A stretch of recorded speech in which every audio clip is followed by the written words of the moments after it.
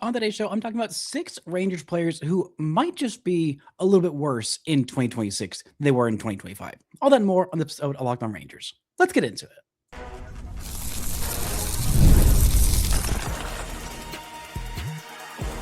You are Locked On Rangers, your daily Texas Rangers podcast, part of the Locked On Podcast Network, your team every day.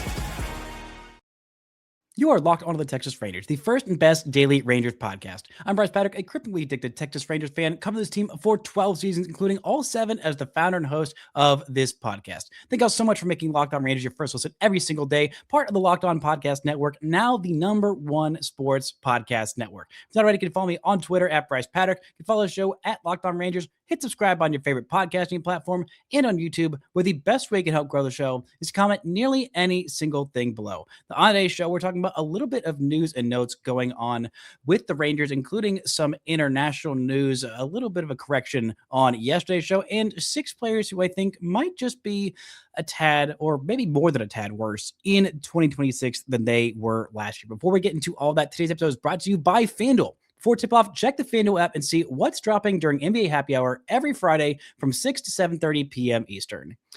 Now, the first bit of news that I want to get to is the Rangers keeping a streak alive. And yes, that is the ARB-free streak. The Rangers have not gone to arbitration with a player since the year 2000. So maybe many, maybe some, maybe a lot of you were alive during that. Maybe some of you weren't. Maybe some, I know there are some Texas Rangers players who were not even yet alive during that arbitration streak, including Evan Carter and Wyatt Langford. They were both several years away from being born. The last time the Rangers went to arbitration with a player, they agreed to deals with Josh Young, with Jake Berger, with Josh Smith, and Zeke Duran. Each of those guys were in the first year of their arbitration process. They haven't gone to a hearing in such a long time, and it was just good for the Rangers to get this out of the way. None of the numbers were particularly crazy. I mean, they were about what the projections expected for each of those guys, not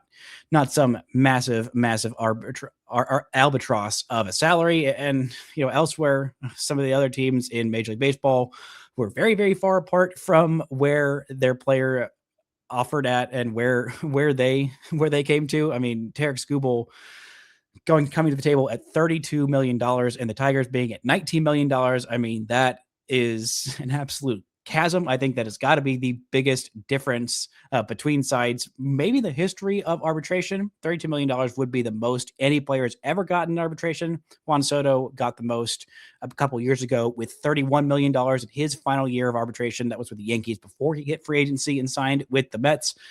But the Rangers keep things in-house like they like to do, keeping these guys under contract, keeping them happy, and not having to go to arbitration and argue with your own players about why they suck. It is not something that is good for the relationship. And it's honestly one of the weirder parts of, I think, professional sports and their contracts is the way arbitration works in Major League Baseball. Some teams don't mind going to the table and going to arbitration. Some teams absolutely hate it and avoid it at all costs. That is the Rangers' deal. I mean, the closest they got to it was Adolis Garcia a couple years back, signing that 2-year deal to avoid arbitration in both 2024 and in 2025, coming off of his best career season, probably the best season he will ever have. I'm hoping that there's some goodness left to take for Adolis Garcia elsewhere, but would have been nice to see that here the last couple of years. But that is it for Rangers arbitration news. On to a little bit more of a serious situation. The Rangers are monitoring what's happening in Venezuela. Not too many of the Rangers players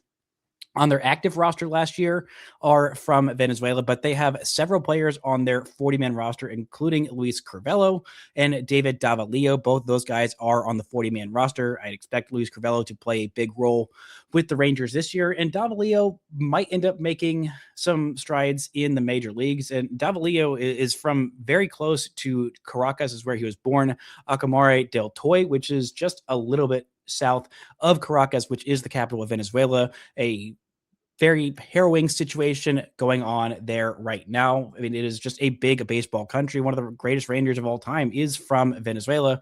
That is, of course, Elvis Andrus. Just a scary situation right there. Praying for the families and all the players involved, all the Rangers involved. I don't think there are any Rangers personnel that I know of right now that are in Venezuela outside of a catcher who they signed to a minor league deal, and that is Jose Herrera. He has been playing for Águilas of the Venezuelan Winter League down there.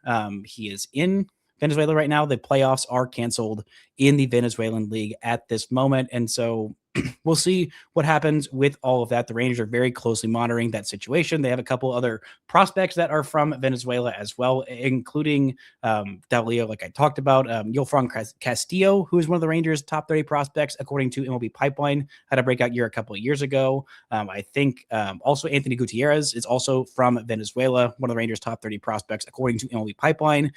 So I don't think any of those players are in Venezuela right now. They might just be hanging out in the Dominican Republic during the winters. But the Rangers are very closely monitoring that situation, and hopefully everything is okay for the Rangers players and all the families of those involved. Now, I do have to issue a correction for something I talked about on yesterday's show. It's something I tweeted out as well, talking about Danny Jansen. I said the Rangers had not officially announced the signing of Danny Jansen, and I was not entirely correct. They have announced it officially on their Twitter page and on their page, their website.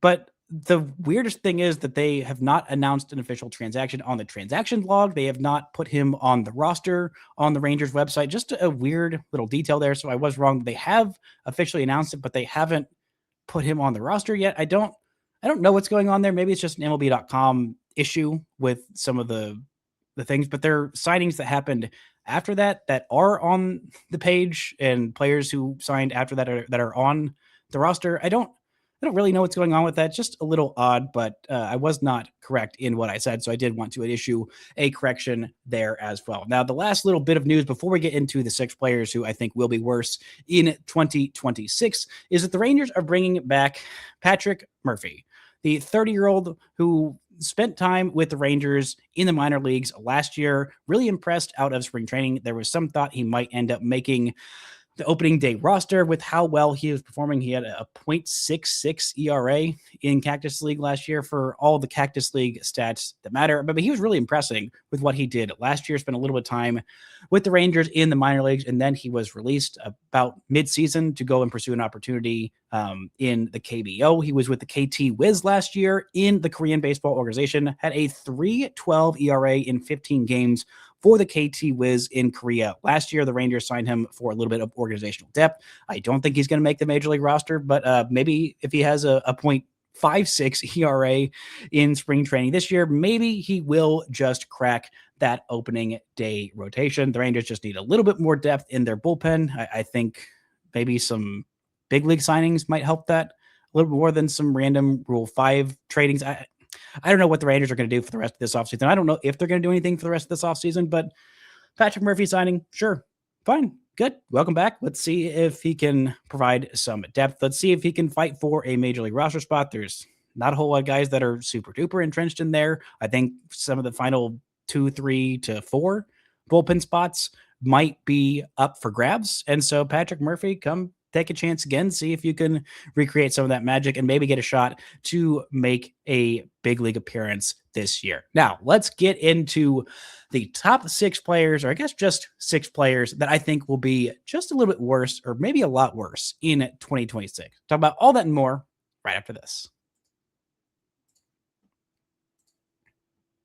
This show is brought to you by Rocket Money. Let's be real, managing your finances can feel overwhelming. Between subscriptions you forgot about, bills that keep going up, and trying to figure out where all your money actually goes each month, it's easy to feel like you're losing control. And who has time to track every transaction or hunt down hidden fees? That's where Rocket Money comes in, the personal finance app that helps you take control. It finds and cancels your unwanted subscriptions, monitors your spending, and helps you lower bills so you can grow your savings. I was shocked when Rocket Money showed me exactly how much I was paying for all of this delivery fees. I did not realize how much I was spending on food. And so because of Rocket Money, I was able to already save some money. I love how it tracks all your subscriptions, lets you cancel right in the app with just a few taps. No more hunting down customer service numbers. The automatic transaction categorization is a game changer. I can finally see exactly where my money's going each month.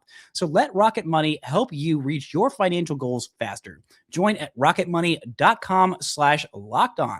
That's rocketmoney.com/lockedon. rocketmoney.com/lockedon.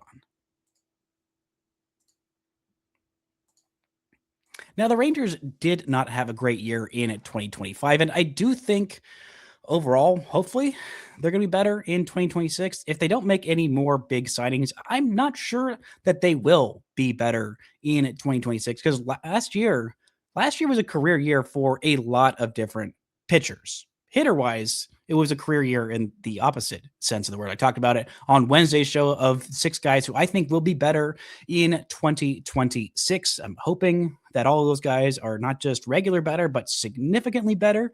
And that would be a huge, huge gain for this Rangers team. But the Rangers are banking on some internal growth, some internal success. Internal growth is basically the only way that this team is really getting better because based on the net of the guys out the door versus the guys they brought in, that is a net negative. The guys that they had in-house last year, especially a lot of the pitching free agents that went out the door, both Tyler Mahle, also losing out on Merrill Kelly, also losing out on bringing back Sean Armstrong and other relievers who had pretty good seasons last year for the Rangers. And with who they brought in, they'll probably be fine because the Rangers have done a good job of bringing guys who were coming off of down seasons and finding something about them and fixing them and making them better.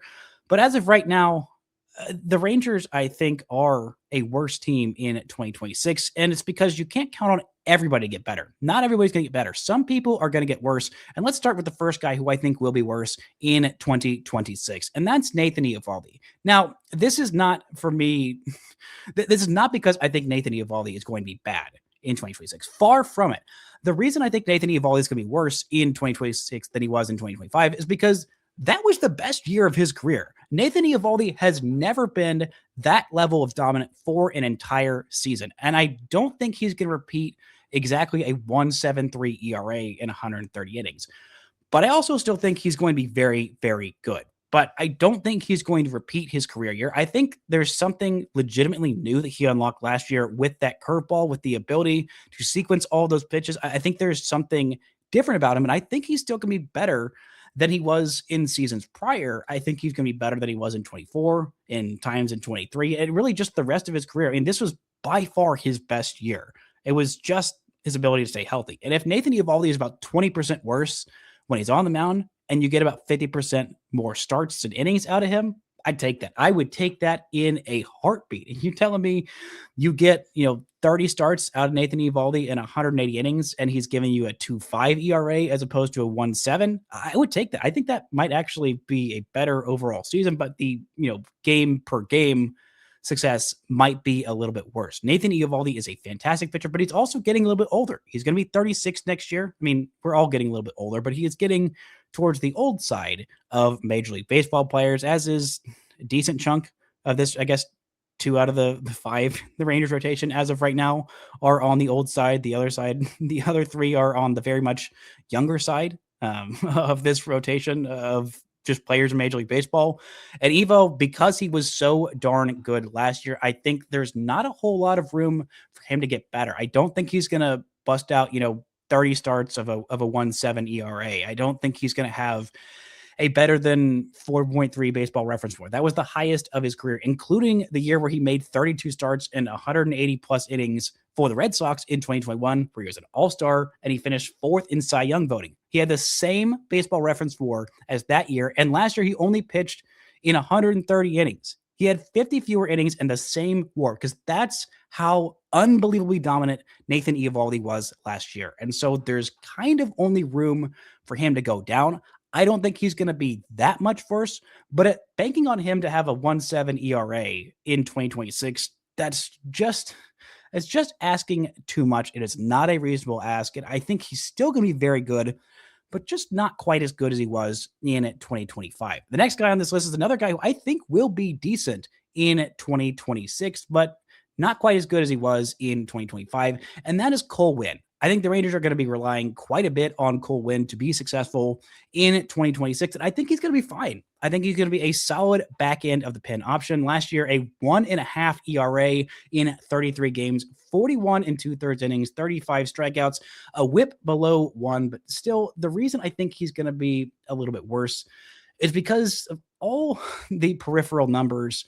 They are not particularly great. They're not particularly flattering for Cole Winn.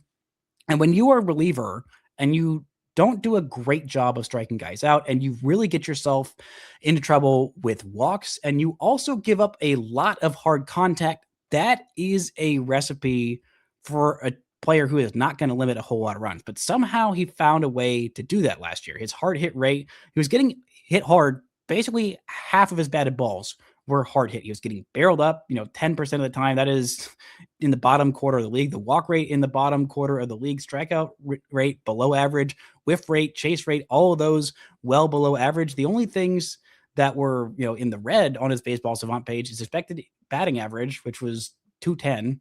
His extension was very good. The ground ball rate was very good, but he was giving up a lot of hard contact, giving up a lot of base runners, but he was doing a good job of limiting the home runs. And if he did not do as good a job of limiting the home runs in 2026 as he did in 2025, I think that could really get him into some trouble. I mean, quite a bit of trouble. Only 3 homers last year in those 41 2/3 innings.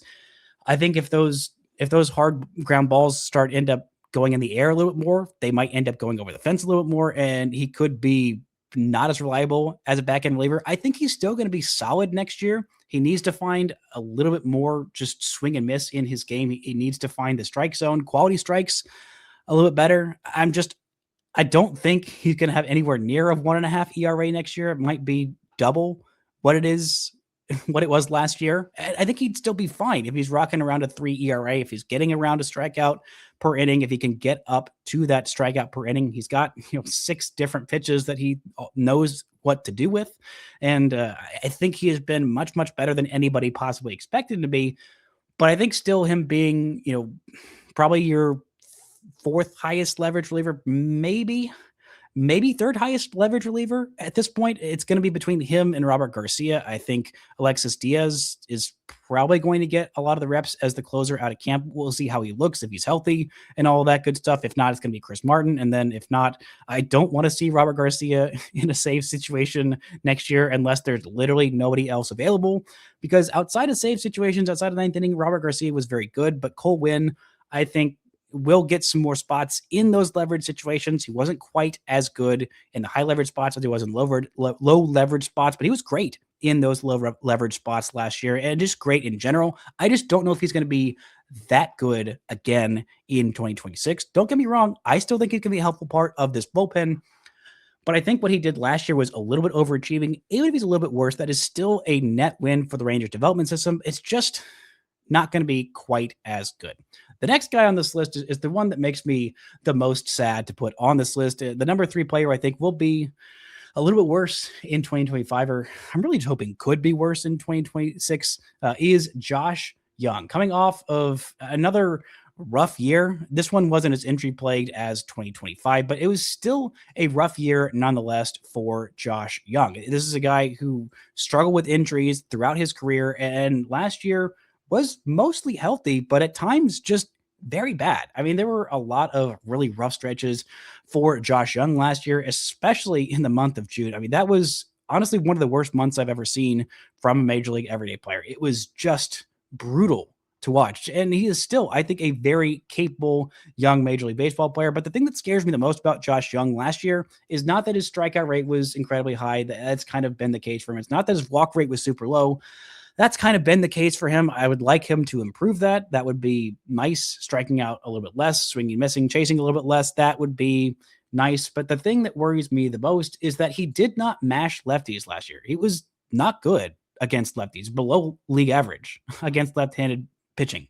That was not the Josh Young we saw in 2023. It was not the Josh Young we saw at parts in 2024 and what we've seen from him in the minor leagues. This is a guy who is, the bat speed was not particularly great last year. It's not like he was, had incredible bat speed in 2024. It was a lot higher than that, but still not, particularly great. But the bat speed wasn't, super elite in the back end of 2023 either. So he's found ways to be successful without super elite bat speed. He is incredibly strong. And he has had, at times in college, he had great plate discipline. In the minors, he had much better plate discipline than he's had. Defensively, he was still outstanding last year. The range, the outs above average He was 5 outs above average last year. That was in the 89th percentile of Major League Baseball. I don't think people realized how darn good he was defensively last year. Even when he was struggling to hit, even when he was struggling to just make contact or make smart swing decisions, Josh Young was still an elite defender last year. I don't think that is getting any worse in 2026, but the offense, I mean, there's just some worrying signs there. And I think Josh Young he's just in his head. He has just been very much in his head for the last couple of years. Honestly, it has been kind of rough to watch. I am a big believer in this kid. I think he is incredibly hardworking. He's incredibly talented. He's got all the raw baseball tools, and I really like him as a person, but it has been rough to watch the last couple of years offensively. And, Josh Smith is no longer breathing down his neck to start every day at third base. He's going to be the everyday second baseman. And so at least he still feels entrenched there, but he's got to hear the footsteps coming of Sebastian Walcott. Now, Sebastian Walcott has played pretty much only second base or a shortstop and third base. Maybe eventually he ends up moving to right field, to the outfield at some point.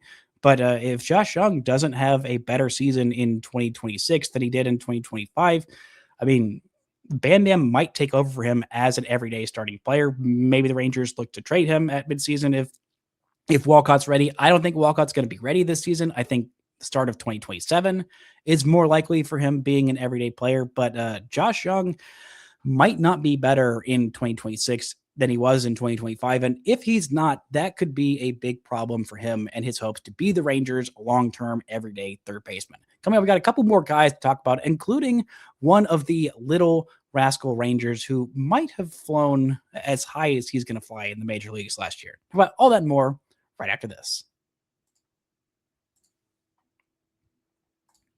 This show is brought to you by FanDuel. The wild card round is here, and FanDuel is the officially in playoff mode. Every game during the NFL playoffs, FanDuel is giving customers even more ways to get in on the action. Because right now, every NFL playoff game, FanDuel users get a profit boost pack waiting for them inside the app. Each game, you'll see a packed loaded of multiple profit boosts you can apply to the bets you like the most. Open for your profit boost pack first thing on game day and see what boost you want to apply. The boost gives you more juice on the bets you already like instead of forcing you to bet something new.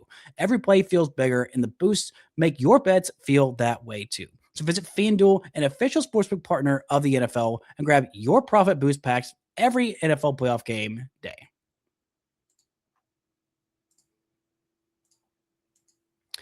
Now, the number 4 guy I have on this list is a guy who again, most of these guys I think are still going to be okay in 2026. Is just I don't know if they're going to be quite as good as they were in 2025, and that is Jacob Latz. Now, Jacob Latz I think is going to be worse in 2026 than he was last year because a lot more is going to be asked of Jacob Latz in 2026 than it was last year. Last year, he spent time out of the bullpen and out of the rotation as well. 8 starts, 33 games overall, and a 2.84 ERA, 85 and 2/3 innings. This guy was fantastic when he was in the rotation. He was pretty good when he was in the bullpen, but I just don't see him having a 2.8 ERA again in the rotation next year. Now, I don't know exactly what kind of a workload the Rangers are going to be working with for Jacob Latz, but it's been a while since Jacob Latz has had a full starter's workload since he has been a starter. It's really been since he's been in the minor leagues. Like, it has been a long time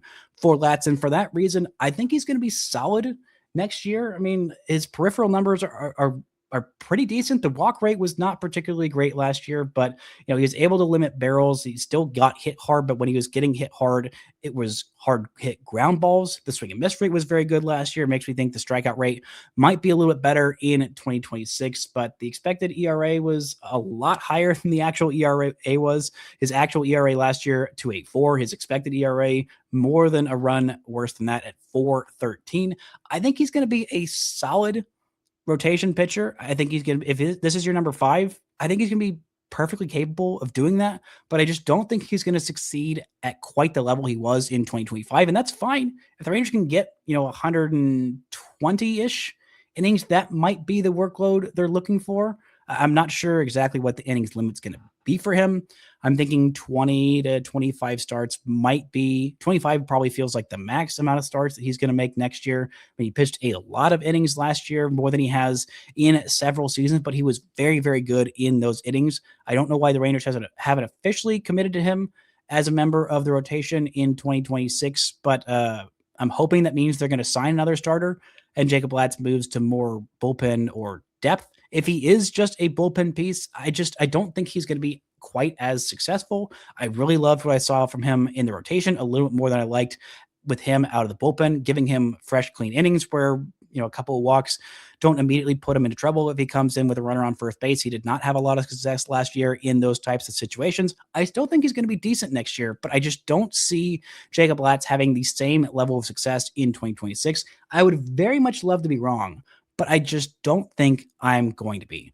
The next guy on this list, I don't know if he's going to make the opening day roster. And heck, I don't know if he's going to be playing in the major leagues in 2026. And that is one of the beloved Little Rascal Rangers in Michael Hellman. Now, Michael Hellman was a huge part of the Rangers' success last year. I mean, without Michael Hellman, I don't know where the Rangers were. They'd probably be a below 500 team. They probably, I don't know if they would have just underachieved even more. I know they would have, but I don't know how much more they would have underachieved if not for what Michael Hellman was doing. And it's mainly because I think he's going to be worse because this was by far the best year of his career. I mean, he just has not spent a lot of time in the big leagues, and there's a reason for that. When a guy gets to around 30 years old, like we're just not, if he hasn't made a big impact in the major leagues, he's never been a guy who's been on top prospect list. Like, there's a little bit of overachieving there that was happening. I don't think he's going to have, a 750-ish OPS. I mean, you look at the expected numbers. I mean, his baseball savant page is just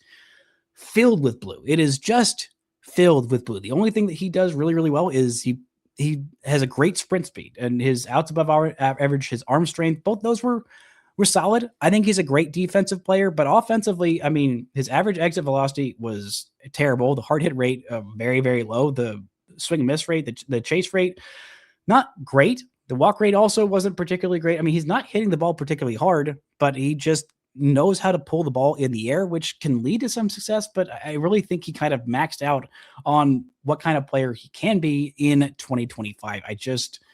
The only reason I think he's going to get, significant at bats is to be, that lefty masher, to be a guy who comes in and plays really well defensively, but offensively, I don't see him reproducing what he did in 2025 to really any extent. I mean, it just did not get that many games. And when he did start to get more games as an everyday player, I mean, he played 7 games in August and he was fantastic there. I mean, he had a 316 batting average, on base north of 400, slugging 684, 2 of his 5 home runs on the season coming in that 7-game span. I believe both those were the games in August against the Brewers.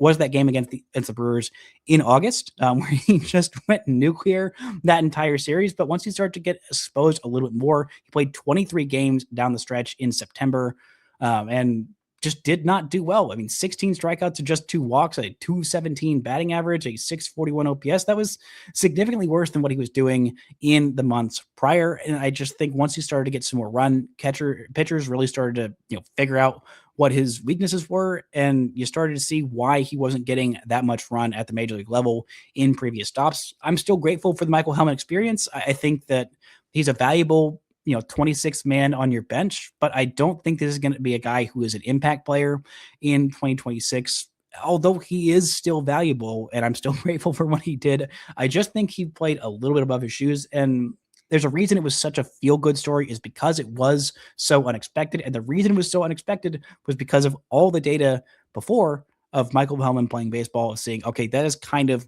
who this guy is. And I think he will regress a little bit to who he has been in 2026 versus what he did of stepping up and rising to the occasion for that 2-3 week stretch in 2025.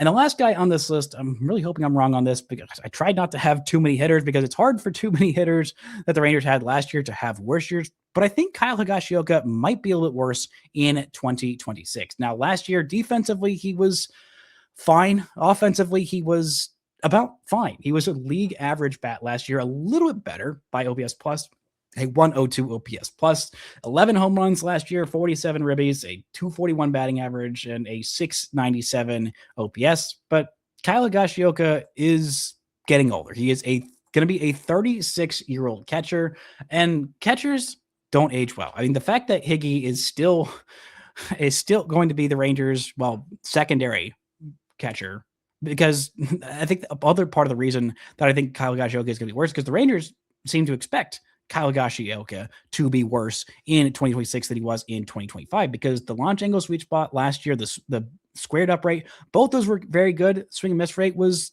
pretty good. The framing numbers were a little bit better last year than they had been in seasons past. Still was not a great receiver. Still was very not good at throwing out runners. Still very slow. But offensively, he was kind of fine. The first 2 months of the season, he was awful. But once he made that trip to San Diego, he was fantastic from that point on. Hopefully the Rangers I don't think the Rangers visit San Diego this year, which is going to be a huge bummer, because that was really what triggered Kyle Higashioka going from truly terrible hitter in those first 2 months to pretty darn good hitter down the stretch, to the point where the Rangers were trying to DH him, get his bat in games as much as they could down the stretch, because they didn't have a whole lot else in their tool bag. I mean, he was fine for the Rangers last year. I knew he wasn't going to be, quite as good as what he was in 2024. That really felt like a career year that he was never going to replicate, of him, having 17 home runs. He had been, and for his career in 9 seasons in the big leagues, he is an 86